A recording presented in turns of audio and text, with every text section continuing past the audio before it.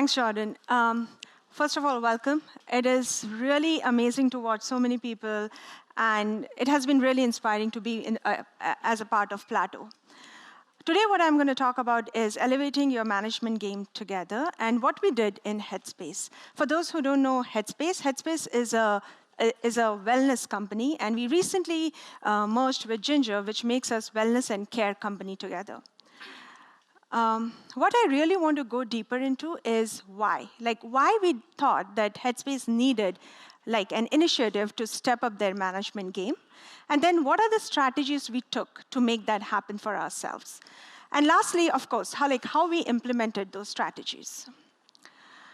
By the end of this presentation, I'm hoping that you will get some practical insights from what Headspace implemented, and also get some newfound knowledge about how you can do the same thing in your organization and learn and actually follow those things in your organizations. And lastly, also have some collaborative secrets of how exactly Headspace went into this success journey with their managers and leaders. Before I get started, a little bit about me. I have 18 years of experience in tech industry, did my master's here, and then grew in different startups because I really wanted to get into startups and wear multiple hats. Have gone through multiple acquisitions and mergers, like FaceForward, which got acquired by Oracle, and SpringPath, which got acquired by Cisco, and now I'm in Headspace. I'm really, really passionate about supporting professionals in their career transitions. Yes, I called it career transition because, especially for engineering, I feel that whenever an individual contributor decides to get into management, it's a career transition. It's not a promotion. And hence, when a manager decides to move back to an individual contributor, it's back a career transition and not a demotion. And that is a strong culture that we wanted to build in Headspace. So let's get started with the why. We recently, a year back, did a survey with our talent development team and our manager team.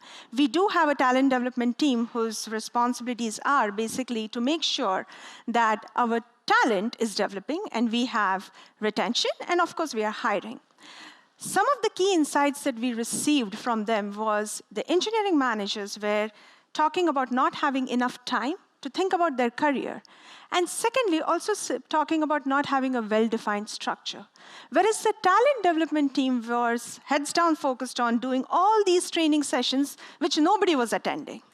And lastly, they also talked about that, yes, everybody talks about career growth, but guess what? When it comes to actually making it a priority, nobody has time for it. Nobody wants to do it. So these made us realize that our engineering managers and our talent development team with the same mission are actually parallelly walking their path and not converging into themselves. Hence, of course, we went back to our drawing board. We started thinking about why this happened, what happened. We started retroing ourselves. We started coming up with solutions, but later on we realized we need to take a step back. And even before retroing ourselves, think about our core competency. In the interest of this presentation, I'm only going to walk through the assessment of current leadership capabilities. What that means is, we tried to define what Headspace is really looking for in a leader. What are the behaviors? What are the characteristics we are looking at? We started assessing our own leaders. The way we did that was we started talking about the what, the how, and the evaluation criteria. We literally went and had all our leaders go through the skills that are required for them to do their job, and then the core values that we expect them to have when they are working in Headspace. Some of our leaders also did their feedback session, the 360 feedback session, not just within the organization, but outside the organization. We had few leaders who actually asked their family members also to give them feedback on how they are as a person, because that is a very important thing when you're thinking about you as a leader. Once we did that, we realized that we have some core competencies, and then we lack in few things. The core competencies that we had was all around team building. Our leaders were really good in team building.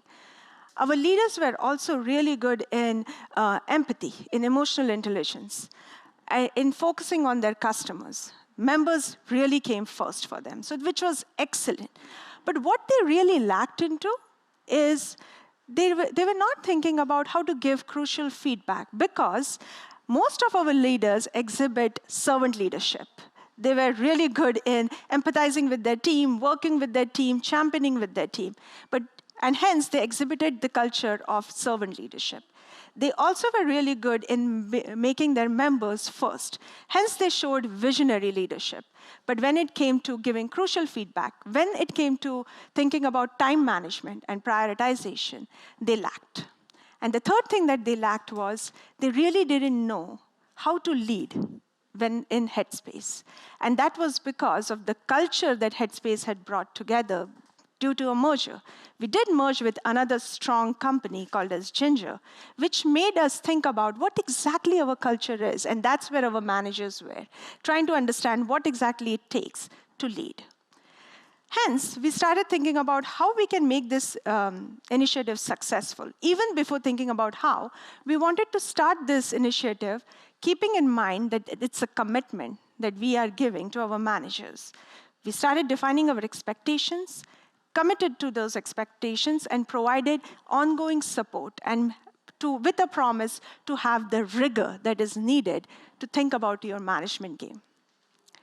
This is just like some of the pictures that I wanted to share with you all. Last year, when we did a leadership on-site, on the top left corner is the transition of engineering management concept that we brought in Headspace, where we made a statement that it's a career transition and it's not a promotion for those who are thinking about management. And on the bottom is our VP addressing our leaders. Let's talk about how. The implementation part of it. So now we talked about three things that we have to focus on: time management and prioritization. Then how exactly to lead in Headspace. And the third aspect of it is also to understand how to give crucial feedback. So we literally tactically focused on these three things with a three-part framework. First is self-readiness. Third is leading at Headspace.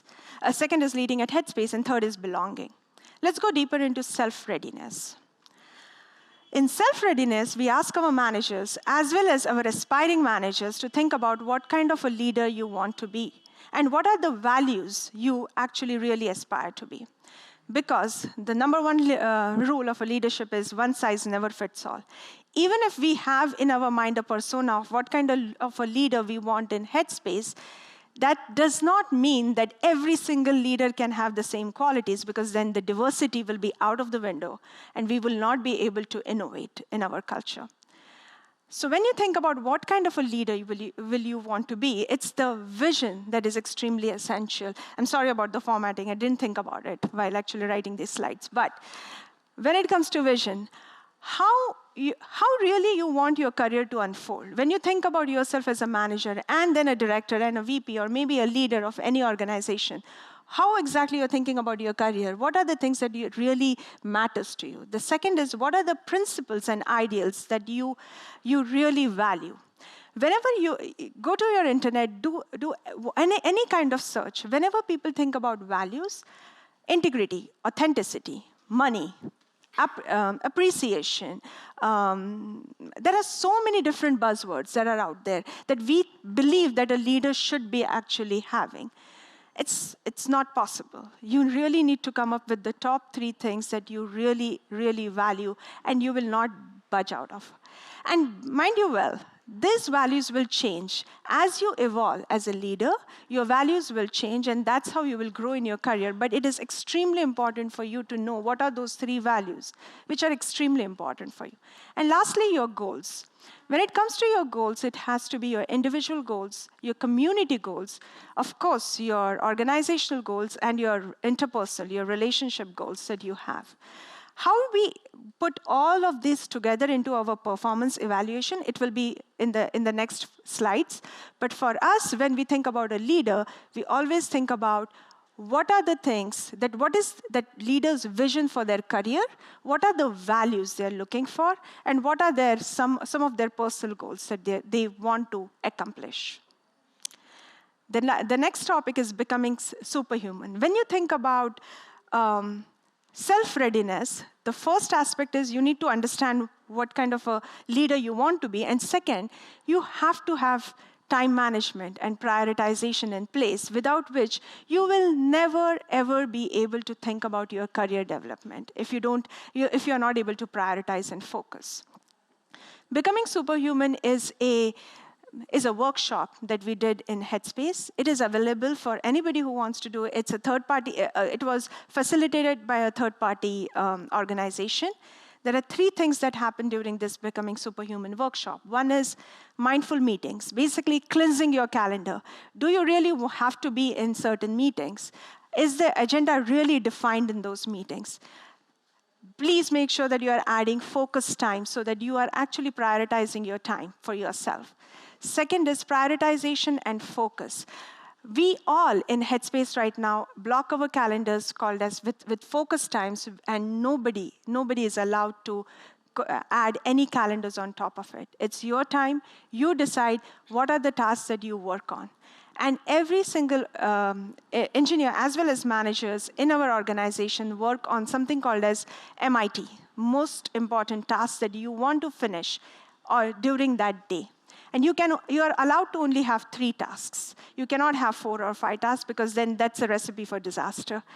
So those 3 tasks, in the morning you set it up, and in the evening you figure out whether you have actually finished those 3 tasks or not. And the last is energy management. This is a new concept that I learned in Headspace, where you really figure out what kind of a person are you. Are you a morning person or an evening person? And accordingly, you figure out your focus time. All of this, when I talk about, it seems basic. But if you think about it, these are the aspects that we in our day-to-day life do not think much about. And hence, most of our leaders complain about time management or complain about having focus time for themselves. So becoming superhuman became one of the aspects that we had to add in our self-readiness. Now let's talk about the second thing, that is the leading at Headspace. Most of our leaders had this whole idea about how exactly an employee life cycle works in Headspace Health. And hence, we started something called as Headspace Lab. It is a quarterly workshop that we run for new hires or for aspiring managers, and also as a refresher for our leaders, where we talk about how an employee actually goes from onboarding to offboarding, how the org structure currently is, what are the business acumen we currently have. Even, by the way, how do we hire people? How do we fire people? And what are the entire journey that we have, and what are the policies around it? This kind of a workshop actually helps us everybody have a common language for themselves. The last piece here is feedback. Because for Headspace, giving crucial feedback was one of the top things that our leaders had to learn. We really doubled down on this and created both in-person and virtual labs for our leaders, where these are the exercises where they literally have one-to-one coaching feedback around how to give feedback to their ICs, or how to give feedback to their stakeholders or their product managers.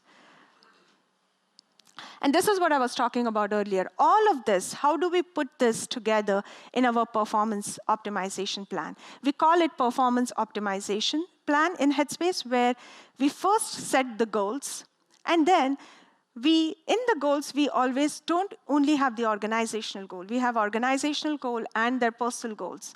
And also, we have their vision of where they want to go in their career. The reason why this is crucial for us is because, for example, in their personal goal, if they have a community goal, for example, if they want to be a mentor in Plato, or if they want to be speaker in Plato or any other community, we make sure that it is added in their plan so that it becomes some things that they have to work on, and the time management is taken care of for them. The next step is having bi-weekly one-on-ones where you keep on reiterating on this plan and figuring out whether it still makes sense with the changes that are happening in organization. Because come on, you plan something, but things change, and we have to address those changes at the right time. The last is monthly check-ins. Monthly check-ins gives the managers and their ICs an idea of where they stand when it comes to their entire portfolio in their career development. And then the end of summary kind of becomes easy because there is no surprises for us there. Everybody knows exactly what they're working on. Everybody knows what they could accomplish and what they could not accomplish and why. The third part of our entire cycle is belonging. One of the aspects for Headspace is very crucial since we are a remote organization now. We are remote only. We had to make sure that there is some kind of an understanding of our culture. For those reasons, there were two things that we included in Headspace.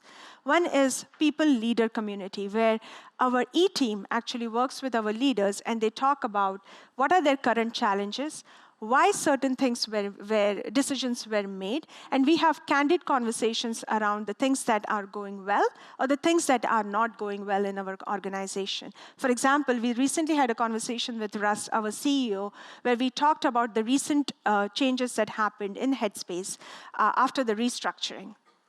With Wisdom Powell, who is our Chief Diversity Officer, because diversity is one of the top priority for Headspace, and there is more work that we have to do, she always keeps on talking about the D&IB values that we have to add, or what we have done well, or what we have to improve on. Then these are the common factors for especially given to engineering managers. We have something called as managers chapter and managers circle. What is the difference between that? Chapters is managers only, where they talk about their day-to-day concerns, and they actually work together to understand their pain points and help each other. Whereas managers circle is where a senior engineering leader will actually talk to our managers and discuss their pain points.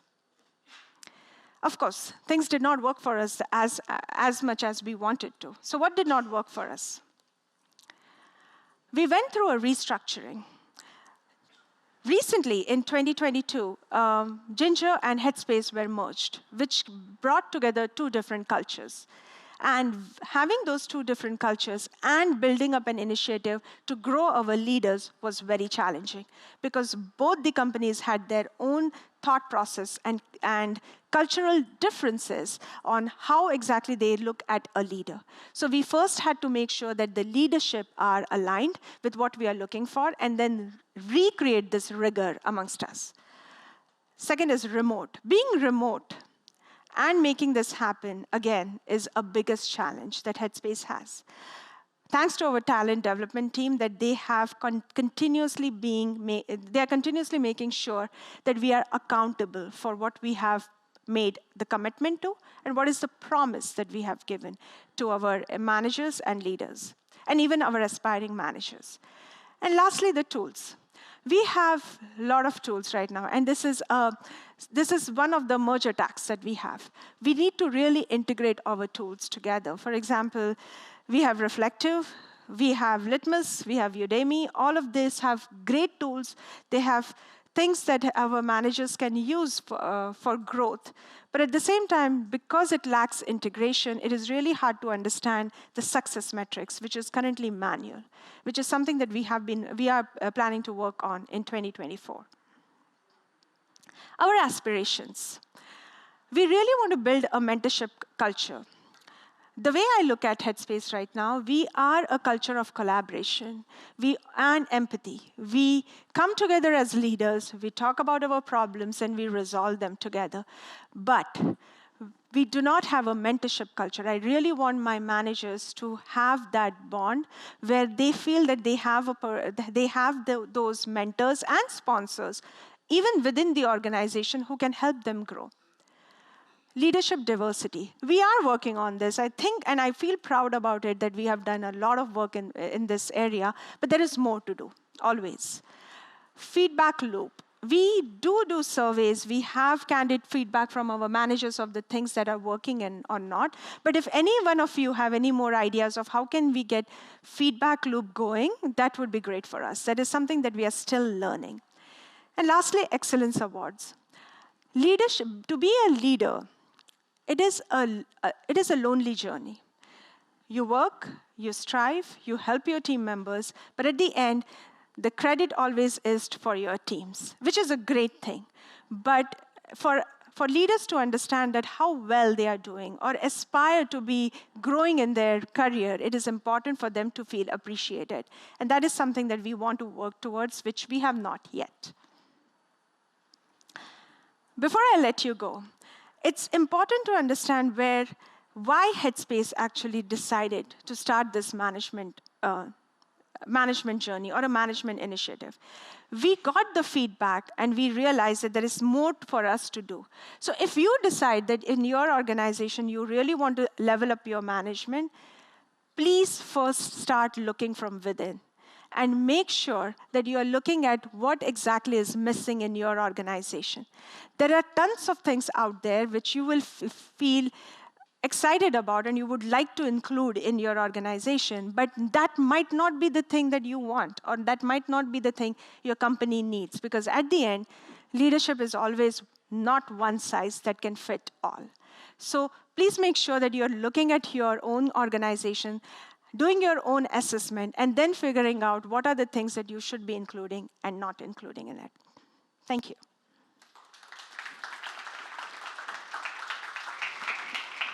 Wow, wow, wow, wow. That was there were so many amazing lessons in there and just actionable tips. Like from the focus time blocks where literally no one can schedule, that for me, someone always ends up scheduling over, which is great. And I also love that just so many things that I feel like I try to do on a personal level of the 3 tasks per day, or just checking in on goals and creating them, just sort of incorporated as part of the culture and process. I've been a part of cultures like that, and it just adds so much value to everyone because everyone is on the same page, and it's just easy. It doesn't feel like you're kind of going off the rails and all this stuff. So amazing. That's awesome. Let's go over to Q&A. Let's see here. Okay, the first one here is, can you please share your 3 values, goals, and vision, and how did you go about discovering it? Sure. My 3 values are and it has kept on changing, but right now my 3 values that I really focus on is being authentic. For me, trust is really important, and then having appreciation. The reason I came up with these 3 values is authenticity, and is extremely important when you are actually talking not just to your team members, but also with your stakeholders. Because if you can be vulnerable, and if you can actually talk about few things that are really not helping you, it becomes, you can really form that bond that you really want to form with your leaders. And the last thing, that is appreciation, I mentioned, is because that is something that we always keep in the back burner. We always feel that we don't want to be appreciated, but that's not true. We all want to be appreciated, and that is something that I learned from myself, and that's why that is important. And the goals for me right now are, I really want to grow myself when it comes to giving feedback to my leaders, not my managers, but to my E-team, my leadership team. So that's something that I'm working on. Gotcha. Yeah, that totally makes sense. Let's go to the next one here. We have, how did leadership at Headspace get to where the company is today? Was this top-down or bottom-up initiative to make sure there are right opportunity and mechanisms? Yeah. It was not top-down, and it was not even bottom-up. So I don't know how to explain this. It was more of an observation that happened when most of our managers were talking about not having time to grow. One of my manager, and I added it in that slide also, said that they used to have more learning opportunities when they were IC than managers. When we started getting these feedbacks in our one-on-ones, that's when we started looking into it, and we started consulting our managers to see if there is something that we need to do. And that's how the proposal came in the leadership meeting. Yeah. Gotcha. Yeah, that makes sense. We have another one coming in here. Oh, a couple coming in here. Let me just move them along. But I actually wanted to ask you one question that came up for me throughout the presentation too, which is, there was a lot of like processes that you incorporated that just helped level up, the management game. What is one that you would recommend like starting with, or you feel like had the most value or impact like throughout the organization? Yeah. The very first one, and that is asking my managers and specifically my aspiring managers to think about how they can, what kind of a career they are looking for, and what are their values, and what are their goals. There is a concept called as a hedgehog effect that talks about the exact same thing, to think about yourself first, think about what kind of a leader you want to be and you aspire to be, and that's how you can grow in your career, and that will make you pick on the right opportunities when it comes along, and not just take on anything and everything that is in front of you. Basically, like being very, like setting a target and Yes. actually like working toward it rather than. Yeah. Being All right, very, hopefully I get there. yes, being very mindful about what you are picking. Yeah. Exactly. Cool. Let's see here. So we probably have time for maybe one or two more. At Headspace, how important is technical acumen stressed as a skill necessary for managers? Somebody asked me this question last week too, and there is a big debate going on also outside.